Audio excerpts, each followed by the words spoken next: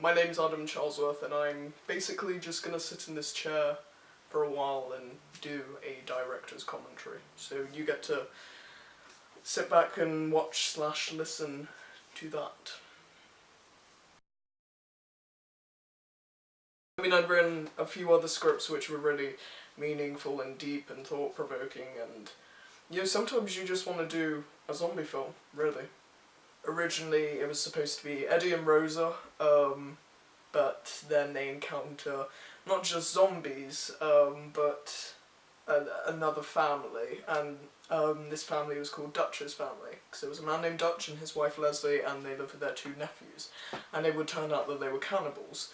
So in the actual film, when Eddie and Rosa are in the master bedroom in his neighbour's house, and they hear a gunshot, that was originally supposed to be the scene when Eddie and Rosa encounter Dutch and the nephews. It's more to do with the characters and the fact that Eddie is bitten, rather than the fact that there are zombies everywhere. But I wanted it to be that case. I didn't want to be like, zombies, no character development, that sort of thing.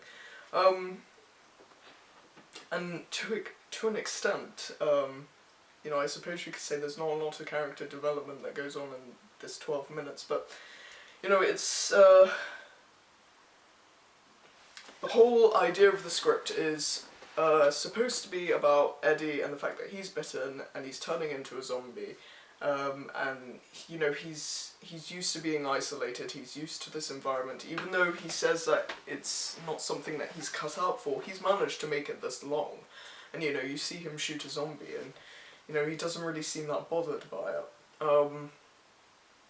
But it's supposed to focus on Rosa and how she's this character who's naive and contains an essence of humanity that you wouldn't really expect to exist in a zombie apocalypse. She's, you know,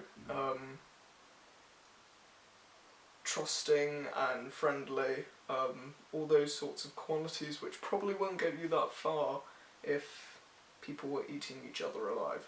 Sorry, Mum was always saying I never learned to shut my mouth. Great lady, until she ate the dog. I'm Rosa, by the way. She represents hope in the film. You know, she wants to go out and contact people and whatnot. And it's basically the film throughout it chips away at that hope for her, you know, through meeting Eddie and, you know, the zombies and everything, and that leads to her eventual demise. And the whole point, you know, she's tired. When it comes to the end of it, she's tired of running, of hoping about everything, that wishing that things were going to get better when, you know, they weren't, and thusly she kills herself. The film starts off with Eddie walking somewhere, and we get a number of shots of isolated areas, and they're isolated in the fact that there's no one around, there are no people. We see shots of roads, houses, that sort of thing. And it all seems very normal, but it's not the same. There's just that, you know, it's lacking life. In the original script, in the voiceover, he mentions how everything's the same, except it's like looking into a magazine with, you know, perfect still images of everything being just the way it should be, except it's not normal because there's no life in it, and that's how the world that he lives in is today. I sort of took a bit of a risk when it came to the shot-to-shot scene of Rosa and Eddie having a conversation, because they're slightly out of focus, and it's the background which is in focus. For all the other scenes, you know, the characters are the ones that are in focus, but I wanted to steer away from that in this particular dialogue scene, simply because I wanted to show off the background. I wanted the audience to not pay attention to the characters, but pay attention to what was going on around them, or more specifically, what wasn't going on around them. You know, there was nothing. The thing I like about Rosa's character, you know, is she serves as comedic relief. You know, a normal person would think, well, if there's no one around, surely you can just go behind a bush or walk into some random house. So, Eddie, do you know where it's safe for a girl to use a toilet around here? She knows that she could go behind a bush, but she just met someone and she wants to get her foot in the door, you know, she wants to make a friend here, make a connection, because she doesn't want to be alone. We go on to the next scene, which is when we see the first zombie, played by James Quigley, and we see that Eddie, you know, isn't really bothered about killing this zombie. You know, he's quite obviously used to this environment, he's, you know, familiar with it, and he's been living in this house, you would think, for quite some time, whereas Rosa's been on the road. At the time when I was writing the script, I was watching The Walking Dead again, and also the American version of The Office. So I named the neighbours Rick and Pam, because, well, I guess maybe, I like to think it's because it's a nice little bit of coincidence or information, but maybe it's just a lack of imagination and can't think of names. But yeah, so it was Rick and Pam, and they were the neighbours. We don't really see them, but we do see the arm. This was a bit of a tricky scene actually, because part of Lauren's footage got cut, so for Rosa, about half of it, I didn't have anything of her close-up, and I could only really include that in the end because that's all the footage I had, so I had to basically take the audio from my scenes and put that over the top of the outside shots when the camera's looking in at the patio doors. You can, if you really pay attention to it, you can see that the lips aren't quite in sync, but you know, it was an unfortunate error that happened, and sort of we didn't have any time to reshoot, so I think it turned out pretty well, considering. Throughout the entire film, we kind of have this feeling of being watched, the camera looking round a corner. We did a few scenes where we used tripods, but I thought, you know, just given the nature of the film, it would make a lot more sense to do handheld.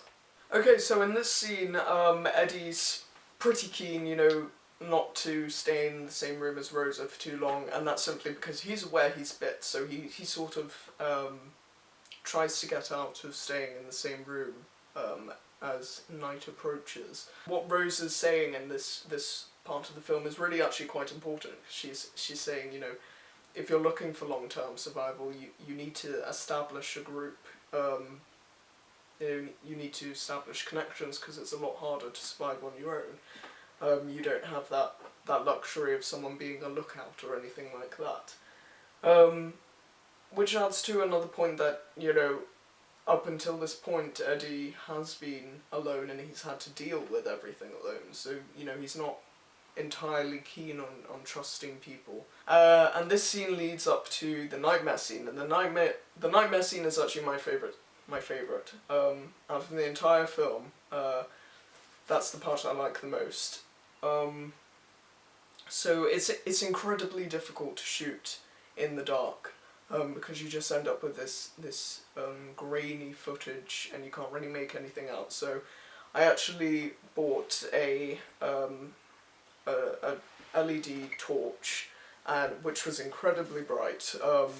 I can say now that after shooting the scenes, it took a while for my eyes to adjust back to the normal lighting in the rooms. So I used that as kind of the spotlight sort of thing, maybe even a suggestion to moonlight, because we saw the moon in a transition shot. And I mean, you can definitely tell that, you know, it's a big light, you can see the curved edges, but I think you can get away with that because it's a nightmare scene, and, you know, sort of like a dream sequence, if you will, except it's not a particularly nice dream. We start to see the psychological effects of Eddie being bitten, because he starts seeing Rosa in his dream, but, you know, she's not Rosa, she's this ghostly, figure and character. Not a zombie, but, you know, definitely not someone you'd want to run into. Of course, then Eddie wakes up and, you know, we're continuing on from the music. You know, he grabs his gun and, you know, he thinks his life is in danger because Rosa has turned into this monster. And then, obviously, the music cuts and Rosa gives another, you know, comedic line. And reminds the audience that, you know, they're allowed to laugh in this film. I'm gonna be honest, I think I need to use your bathroom again. Funnily enough, this is where I found out my eyes are, like, possibly weirdly close together, because I thought when I grabbed the binoculars I was like, yes, open these up so I can look through them, and no, I had to keep them on the smallest size possible, so that was humiliating. Eddie and Rosa sort of reflect in this scene. They talk about what they miss and what they did before. And, you know, Rosa brings up the topic of this morning, and Eddie doesn't want to talk about it, because he knows that will lead to a conversation where he has to explain to her that he's bitten. And at this point he's not really sure what he's going to do, but I think he's just kind of hoping that something's going to happen and he can avoid talking about it. And of course they hear the gunshot and then a noise from downstairs. So this prompts them to go downstairs, you know, walk to the patio doors that we saw them stood by previously, and there's a zombie there. And this then leads to Eddie going into the kitchen and having to kill another zombie. Which was, initially we did that, and we just thought, yeah, let's just go for it, you know, no need to rehearse it, let's just see what comes out of this, like, what's the raw, you know, fight material. It would turn out that me and Alex are not fighters. You know, the final footage that we used worked well. And then, of course, Eddie goes back to Rosa and she's like, Eddie, there's another one, so he goes through.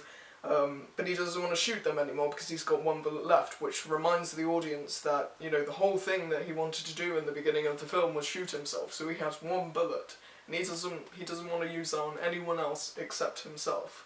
I wanted to get to the end scene, and the end scene is when they're back at the starting location, so once again the audience are reminded of what was going to happen in the first scene, and that's also a scene where Rosa and Eddie meet each other, so it kind of comes to a full circle.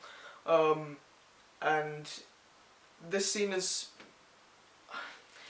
This was actually a very peculiar day when it came to weather, because it was sort of like it was as if there was a line in between Rosa and Eddie, and Rosa was this side, Eddie was this side, and over here there were clouds and it was raining, and over here it was sunny. In the background of some scenes with Eddie you can see that there are blue skies, but it's very difficult to actually pay attention to them when there is hail coming down and rain. But I actually thought, okay, it's gonna look like I filmed on 2 different days. I did not, same day, basically 2 minutes apart in the time frame. But I thought it worked so well. It was dark and, you know, raining at some points for Eddie, and then it was, you know, this bright and yes, we're alive. That for Rosa. And that was the whole scene where Eddie and Rosa, you know, discuss basically that he's bitten and that he doesn't have much time. Because of course his vision starts going, and I decided to, you know, after a suggestion from a friend, include a heartbeat in the background, so it kind of builds up as it gets closer and closer to the end, and then stops when, you know, he dies. Once he's dead, you know, she's going to shoot him. She has to shoot him, otherwise he's going to turn into a zombie.